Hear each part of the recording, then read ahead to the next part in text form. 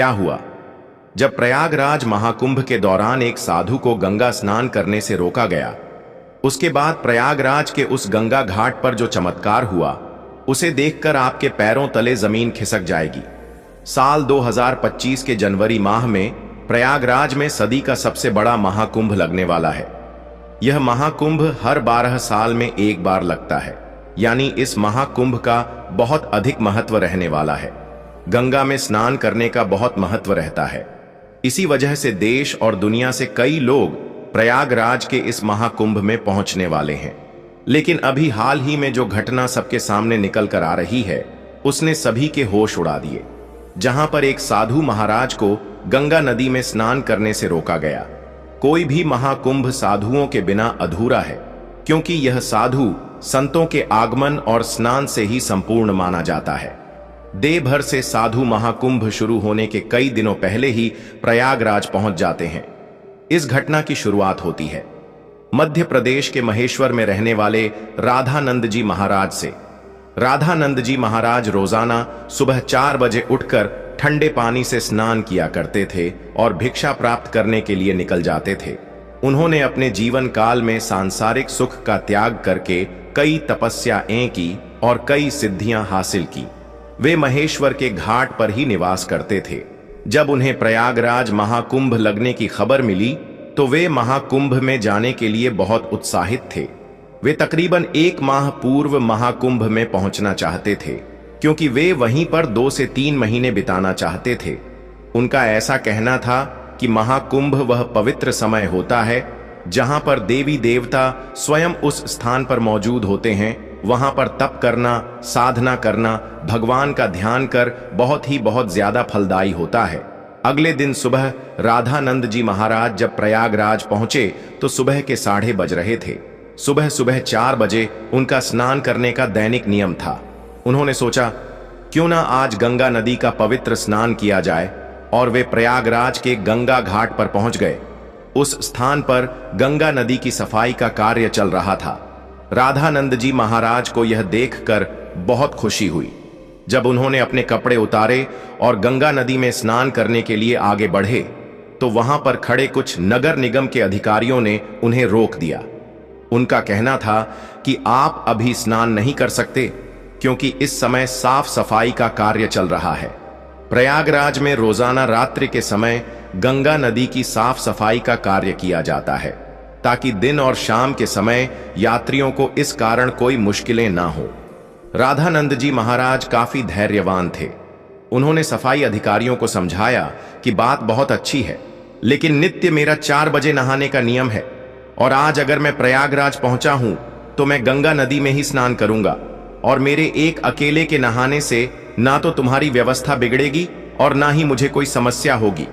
लेकिन वह अधिकारी अचानक से गुस्सा हो गया और उन साधु महाराज से कहने लगा कि आपको इसी समय क्यों नहाना है? अभी पूरा दिन पड़ा हुआ है। क्या यहां पर तुम्हें कोई इंसान नहाता हुआ दिख रहा है?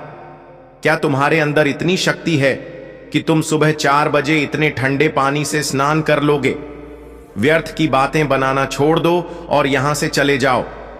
अभी तक तो राधानंद जी महाराज बहुत विनम्र थे, काफी धैर्यवान थे, लेकिन उस अधिकारी के अपशब्दों को सुनकर के अचानक उन्हें बहुत बुरा लगा। उनका ऐसा मानना था कि गंगा नदी पर किसी का अधिकार नहीं है। यह तो साक्षात भगवान शंकर की जटाओं से निकलती है, जिसके अंदर सभी को अपने पाप धोने का अधिकार है और उसके लिए कोई निश्चित समय नहीं हो सकता। लेकिन उस समय राधानंद जी महाराज ने उस अधिकारी को कुछ नहीं कहा और सामने घाट पर ध्यान अवस्था में बैठ गए। सबको लग रहा था कि वे साधु महाराज मान गए हैं और पीछे हट गए हैं। अब जब पुनः गंगा नदी के अंदर साफ सफाई की मशीनों को शुरू किया गया तो अचानक से एक बहुत बड़ी घटना घट गई। वे सभी मशीनें शुरू होने का नाम ही नहीं ले रही थीं। ऐसा लग रहा था मानो वह जाम हो गई हो या उनके अंदर बहुत सारा कचरा फंस गया हो। अधिकारियों ने मशीन को देखा, परखा और उसके अंदर का सारा कचरा बाहर निकाल दिया। सबको उम्मीद थी कि अब मशीनें कार्य करने लगेगी, लेकिन फिर जब मशीन शुरू की गई तो कोई भी मशीन चालू होने को तैयार ही नहीं थी। सभी अधिकारी बहुत हैरान थे, किसी की भी समझ नहीं आ रहा था। लेकिन जब मशीन चालू नहीं हुई तो कई मैकेनिकल इंजीनियरों की टीम को मशीन देखने के लिए बुलाया गया। उन सभी मैकेनिकों ने मशीनों को अच्छी तरह से जांचा परखा और यही पाया कि मशीन तो एकदम सही है, लेकिन इसके चालू न होने का कारण किसी को समझ नहीं आ रहा था। राधानंद जी महाराज अभी भी उसी घाट पर ध्यान अवस्था में बैठे हुए थे। गंगा नदी का साफ सफाई का कार्य उस दिन रुका हुआ था। सभी लोग बहुत हैरान थे। उस समय जो मैकेनिकल इंजीनियर वहां पर मशीन सही करने आया था, उसने जब राधानंद जी महाराज को देखा तो उसकी आंखें खुली की खुली रह गई। वह राधानंद जी महाराज के चरणों में गिर गया और बाबा उसे आशीर्वाद देने लगे।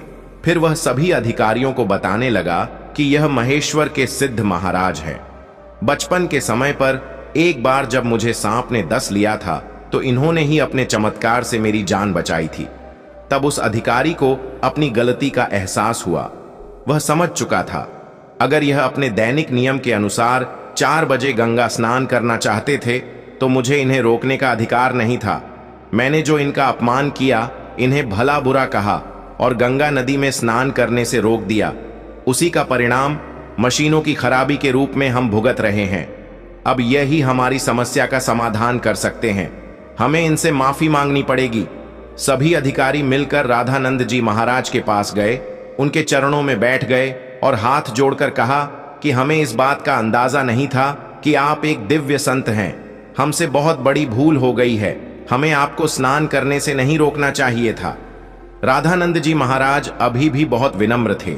उन्होंने अधिकारियों से कहा कि यह जरूरी नहीं है कि कोई संत चमत्कारी खोखे तभी ही उसे गंगा नदी में स्नान की अनुमति दी जाए।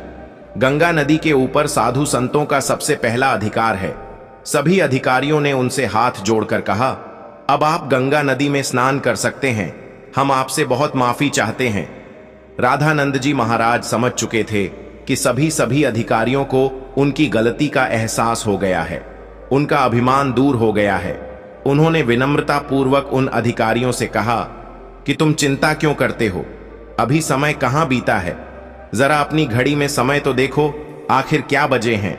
जब सभी अधिकारियों ने अपनी घड़ी में समय देखा तो उनके रोंगटे खड़े हो गए, क्योंकि उस समय सुबह के 4 बज रहे थे। किसी भी अधिकारी को यह समझ नहीं आ रहा था आखिर इतना बड़ा चमत्कार कैसे हुआ। आखिर राधानंद जी महाराज ने अपने चमत्कार से समय को कैसे पलट दिया। इतना बड़ा चमत्कार देखकर सभी अधिकारी उनके चरणों में गिर गए और बाबा की जयकार लगाने लगे। इस चमत्कारी घटना के बाद सब लोग उन्हें मान गए और उनके दास बन गए, जिसके बाद वे सुबह 4 बजे अपने नित्य कर्म के अनुसार वे गंगा नदी में स्नान करने पहुंचे और इधर मशीनों को फिर से काम करना शुरू कर दिया। सारी मन एक साथ चालू हो चुकी थी, जिससे यह प्रमाणित हो गया कि यह मशीनें केवल रामानंद जी महाराज के इशारे का इंतजार कर रही थी। जैसे ही उन्होंने अधिकारियों का अभिमान चूर किया और गंगा नदी में स्नान किया, वैसे ही फिर से मशीनें चल पड़ी। यह बहुत बड़ा चमत्कार था जो हाल ही में प्रयागराज के महाकुंभ में हुआ है। वास्तव में दोस्तों, यह भूमि साधु संतों की भूमि है। यहां पर साधु संतों का ना तो अपमान किया जा सकता है और ना ही उन्हें छो समझा जाता है। इस देश का हर संत इस देश के लिए कुछ ना कुछ करता है और भक्तों को अध्यात्म के मार्ग से जोड़ता है। हमें कभी भी उनका अपमान नहीं करना चाहिए और ना ही उन्हें छोटा समझना चाहिए। इस पूरी घटना को लेकर आपके क्या विचार है, हमें नीचे कमेंट बॉक्स में जरूर बताइएगा। अगर वीडियो आपको पसंद आई हो तो लाइक जरूर करें, साथ ही चैनल को सब्सक्राइब करके बेल आइकॉन को प्रेस कर लें। हर महादेव।